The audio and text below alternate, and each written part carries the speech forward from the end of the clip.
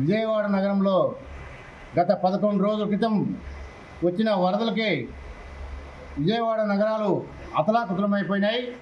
మరి ఇలాంటి అతలాకుతలమైన విజయవాడ నగరాల్ని మన ముఖ్యమంత్రి నారా చంద్రబాబు నాయుడు గారు 8 రోజులు వీధుల్లోనే ఉండి బస్సులో పడుకొని వీధి తిరిగి ఈ నగరాలన్నీ అభివృద్ధి చేయడం జరుగుతోంది.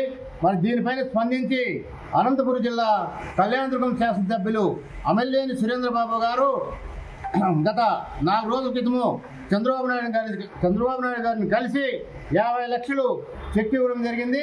మరి అదే కాకుండా దాదాపుగా 40 లక్షల రూపాయల సరుకు, బియ్యము, బ్యాళ్ళు, చింతపండు, షుగరు, కూరగాయలు, అన్ని కూరగాయలు తీసుకొచ్చి ఈరోజు ఈ గ్రామంలో 42వ డివిజన్లో కానీ 45వ డివిజన్లో కానీ అన్ని విధాలుగా అన్నీ పంచడం జరిగింది.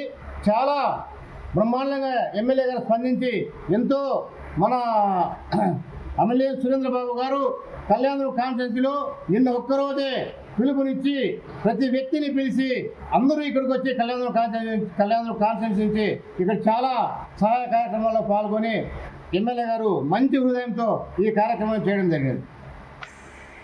ఎమ్మెల్యే గారు సీఎం గారికి ఎంత ఫండ్ ఇచ్చారండి? ఎమ్మెల్యే గారు సీఎం గారికి ఫండ్ ఇవ్వలేదండి. ఎప్పుడు దీని ఫ్లడ్కి 50 లక్షలు ఫండ్ ఇచ్చాడండి. ఆయన పర్సనల్గా ఇప్పుడు ఎంతవరకు? ఎస్ఆర్సీ కన్స్ట్రక్షన్ వాళ్ళది, ఎస్ఆర్సీ కన్స్ట్రక్షన్ ద్వారా మా ఎమ్మెల్యే గారు 50 లక్షలు ఫండ్ ఇచ్చాడు.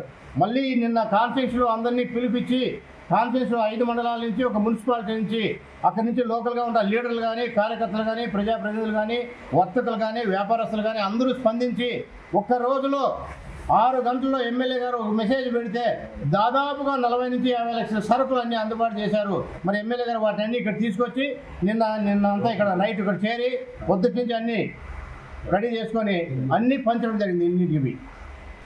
ఓకే.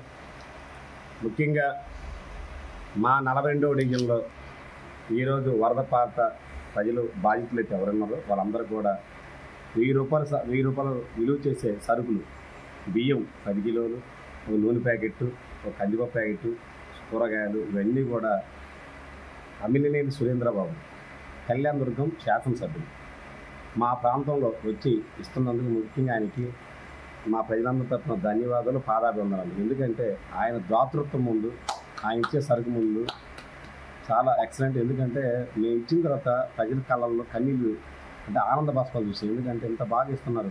ఎవడైనా 1 కిలో కూరగాయలు లేకపోతే కిలో ప్యాకెట్ ఇంకోటి ఇస్తే పెద్ద ఫోటో ఇస్తారు. ఎమ్మెల్యే గారు వచ్చారు, కేసీని చిన్ని గారికి ఫోన్ చేశారు. సార్ ఇలా పలానా డీల్ చేస్తానంటే చిన్ని గారి ద్వారా ఇక్కడికి వచ్చారు. చిన్ని గారి సహకారంతో మంత్రివర్యులు మళ్ళీ నారాయణ గారు, అదేవిధంగా ఇక్కడ శాసనసభ్యులు చిన్ని గారు వీళ్ళందరితో కూడా మాట్లాడుతుంది.